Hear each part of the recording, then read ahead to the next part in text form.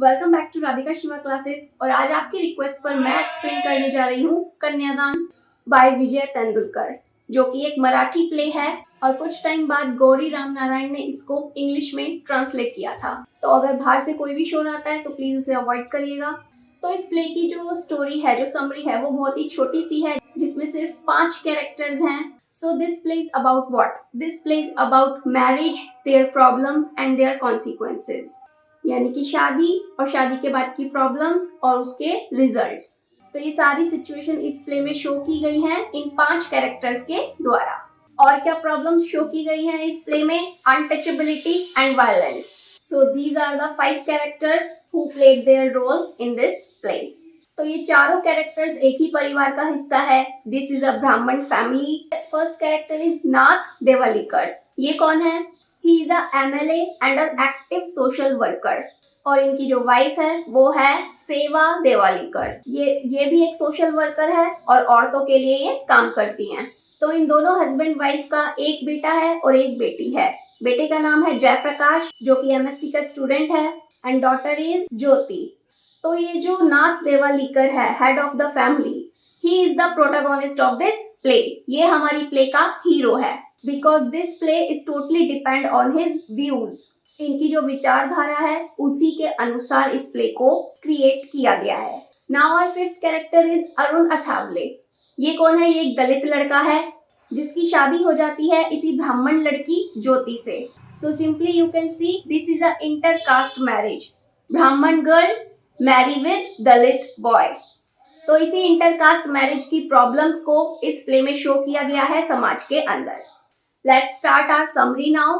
So this play is divided into 2 acts. 2 act में इस play को प्ले किया गया है। तो ये जो प्ले है ये नाथ देवालीकर के घर से ही शुरू होता है, जहाँ ये पूरा परिवार रहता है। तो ये जो लड़की है ज्योति, ये अपने घर में सबको बताती है कि इसे शादी करनी है। और शादी किससे करनी है? एक दलित लड़के से जिसका नाम है अरुण। और उस लड़के को ये पिछले सिर्फ 2 या 3 महीने से ही जानती है। अब अपनी बेटी के मुंह से ये बात सुनकर जो उसके पिता थे नाथ देवालीकर, ये तो बड़े खुश होते हैं। क्यों? क्योंकि ये थोड़े आइडियलिस्टिक हैं। आइडियलिस्टिक मीन्स जैसा ये अपने समाज के लिए काम करते हैं वही सेम थिंग ये अपने घर में भी अप्लाई करना चाहते हैं। यानी कि इनका सपना था अपने समाज से कास्टिज्म को हटाने का, यानी कि जाति के ऊपर जो भेदभाव किया जाता है समाज में, ये उस चीज को समाज से हटाना चाहते थे क्योंकि एक्टिव सोशल वर्कर हैं। तो अब इनको ये मौका दिखा, एक अपॉर्चुनिटी दिखी अपने बेटी के जरिए कि अगर मेरी बेटी इस दलित लड़के से शादी कर लेती है तो हाँ, जो काम मैं बाहर करता हूँ वही चीज मेरे घर में भी अप्लाई हो जाएगी और इससे समाज में एक बड़ा बदलाव आएगा। लेकिन इसी के ठीक अपोजिट जो ज्योति की माँ है सेवा, वो इस बात से खुश नहीं होती बिल्कुल भी कि मेरी बेटी इस दलित लड़के से शादी करे। वो इस बात पे ऑब्जेक्ट भी करती है। बट इन द एंड जो समाज है वो पितृ समाज है, यानी कि घर में चलती किसकी है? नाथ की ही चलती है। तो नाथ क्या है? ज्योति के फैसले से खुश होता है और उसे परमिशन भी दे देता है दलित लड़के से शादी के लिए। लेकिन इसके बदले जो इसकी माँ है उनके क्या व्यूज हैं? क्योंकि जो इसकी माँ है वो भी एक सोशल वर्कर है, लेकिन वो रियलिस्टिक है, वो रियलिटी में ज्यादा बिलीव करती है। और वो कौन सी सोशल वर्कर है? वो औरतों के लिए ज्यादा काम करती है। यानी कि वो हर घर में जाकर उसने औरतों की कंडीशन देख रखी होती है कि शादी के बाद औरतों की क्या कंडीशन रहती है और उन्हें क्या क्या प्रॉब्लम्स फेस करनी पड़ती है। तो अब वही चीज वो अपनी बेटी के लिए भी रियलाइज करती है कि अगर मेरी बेटी की शादी इस दलित लड़के से हो गई तो हो सकता है मेरी बेटी को भी वही प्रॉब्लम्स फेस करनी पड़े जो आज की औरतें फेस कर रही हैं। लेकिन सेवा की बातों पे ज्यादा ध्यान ना देकर अरुण को इनवाइट किया जाता है ज्योति के घर, ताकि वो शादी से पहले परिवार से मिल सके। अब ज्योति जो है अरुण को अपने घर ले आती है अपनी फैमिली से मिलाने के लिए। और सब लोग देखते हैं कि ये तो थोड़ा डार्क है, यानी कि इस लड़के का रंग थोड़ा डार्क है, काला सा है। और स्टडी में वो BA कर रहा था और ज्योति को उसकी पोइट्री और उसकी ऑटोबायोग्राफी में बड़ा ही इंटरेस्ट था। अब ज्योति के घर में आकर अरुण जो है बहुत ही अनकंफर्टेबल फील करता है, क्योंकि उसने कभी बड़ा घर देखा नहीं होता और अब अचानक से ज्योति के जरिए वो एक बड़े घर में जाता है, सबसे मिलता है और वहां उसे नर्वसनेस फील होती है। तो अब यहाँ पर ज्योति का भाई यानी कि जयप्रकाश और उसकी माँ सेवा, ये दोनों अरुण से सवाल जवाब करते हैं कि तुम तो छोटे बैकग्राउंड से हो और तुम्हारा फाइनेंशियल कंडीशन भी इतना अच्छा नहीं है, तो शादी के बाद तुम हमारी बेटी को कैसे रखोगे। अब ये सवाल सुनकर अरुण को अच्छा नहीं लगता और उसको ये वर्ड्स बहुत ही ज्यादा हर्ट होते हैं, ये वर्ड्स उसको चुभते हैं कि ये क्वेश्चन मुझसे क्यों पूछा। तो वो इस बात का मुंह तोड़ जवाब देता है और उसके जवाब देने का जो तरीका होता है वो बहुत ही गंदा होता है। वो बहुत ही चिढ़कर इस चीज का जवाब देता है और क्या कहता है कि मेरे परिवार का तो रिवाज है, अगर करने को कुछ भी नहीं है तो शराब बेचकर पैसे कमाना, यानी कि अगर मेरे पास कभी कुछ नहीं होगा तो मैं शराब बेच के पैसे कमाऊंगा और आपकी बेटी को भी शराब बेचनी पड़ेगी। तो उसका ऐसा जवाब सुनकर पूरा परिवार समझ जाता है कि इस लड़के का जो स्टेटस है वो कितना ज्यादा लोअर है, कितना ज्यादा डीप रूटेड है। तो अब कुछ टाइम बाद अरुण और ज्योति दोनों की शादी हो जाती है, इंटरकास्ट मैरिज हो जाती है नाथ की परमिशन से, क्योंकि नाथ कैसा सोशल वर्कर है, आई अगेन रिपीटेड, आइडियलिस्टिक मतलब जो विचारधारा वो अपने समाज पे लागू करता है उसी विचारधारा को वो अपने घर में भी लागू करना चाहता है। तो समाज में एक बड़े बदलाव के लिए उसने अपनी बेटी की शादी एक दलित लड़के से कर दी। बट अब शादी के बाद इसके रिजल्ट्स क्या निकले? Results are nothing special. समाज में कोई चेंज नहीं आया। इवन जो ज्योति थी उसकी लाइफ खराब हो गई, क्योंकि जो उसका अब हस्बैंड बन चुका था अरुण, वो उसे डेली टॉर्चर करता था, डेली वो शराब पीकर उसे मारता था, डेली उससे लड़ाइयां करता था और एक अनहैप्पी मैरिड लाइफ ज्योति जो है सरवाइव कर रही थी। इवन जब ज्योति प्रेग्नेंट होती है तो उसका हस्बैंड अरुण इस चीज की परवाह ना करते हुए भी उसे कंटिन्यू फिजिकली टॉर्चर कर रहा था, मेंटली टॉर्चर कर रहा था और एक दिन उसने उसके बैली में यानी कि पेट में जोरदार लात मार दी, किक मार दी, जिसकी वजह से ज्योति को हॉस्पिटलाइज होना पड़ा और फिर नेबर्स के द्वारा ज्योति की मम्मी को हॉस्पिटल में बुलाया जाता है और फिर वो अपनी बेटी को वहां से लेकर अपने घर चली जाती है। तो अब ज्योति जब अपने घर आती है वापस तो वो बहुत घबराई हुई होती है और उसकी शक्ल देख के ही लग रहा होता है कि ये अपनी शादी से कितनी नाखुश है।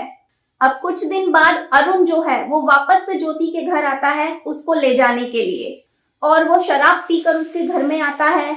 शराब पीकर क्यों आता है?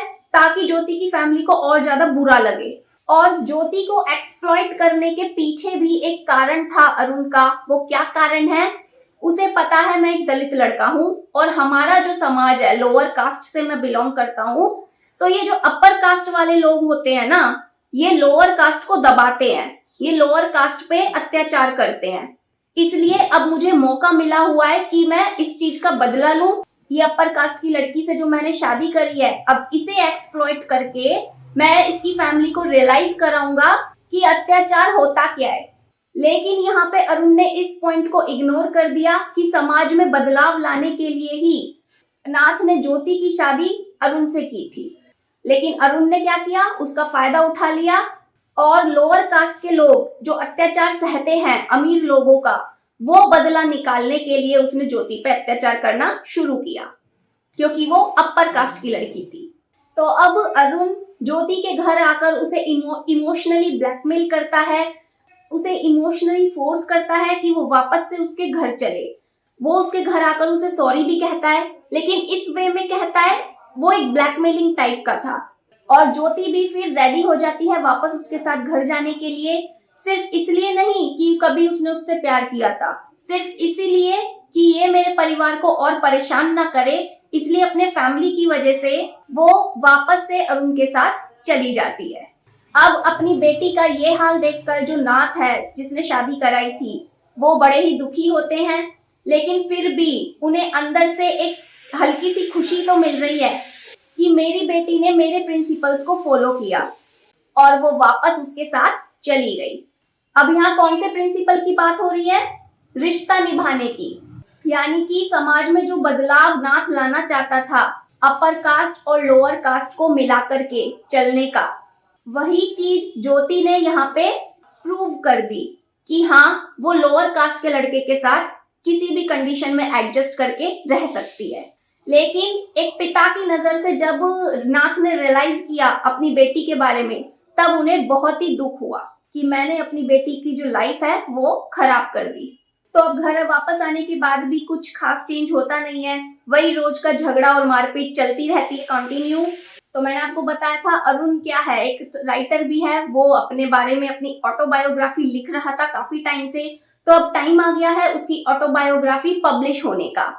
तो अब वो नाथ के घर जाकर उनको इनवाइट करता है कि मेरी ऑटोबायोग्राफी की सेरेमनी होने वाली है और आपको उसे अटेंड करने आना पड़ेगा, आपको अपनी स्पीच वहां आकर देनी होगी, क्योंकि वो उस एरिया के एमएलए थे और सोशल वर्कर थे, इसलिए उनका वहां प्रेजेंट होना इम्पोर्टेंट था। तो अरुण की ये बातें सुन के नाथ को बहुत ही गुस्सा आता है उस पर, लेकिन वो उस गुस्से को पी जाते हैं, शो नहीं करते। क्यों? क्योंकि अगर वो अपना गुस्सा उसके आगे शो करेंगे तो इसका हार जाना कौन चुकाएगा? उनकी बेटी। वो सारा गुस्सा जाकर उसकी बेटी पे उतारेगा, इसलिए वो चुप रहते हैं।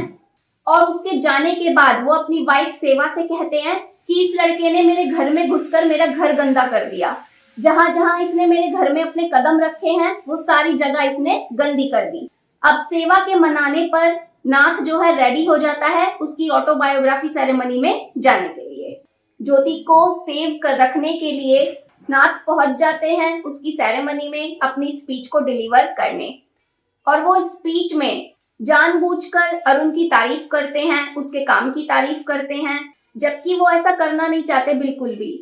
क्यों? क्योंकि उनके मन में बहुत गुस्सा भरा है अरुण के लिए, लेकिन फिर भी अपनी बेटी को नजर में रखते हुए उन्होंने अरुण की तारीफ की स्पीच में और उसके काम की भी तारीफ की।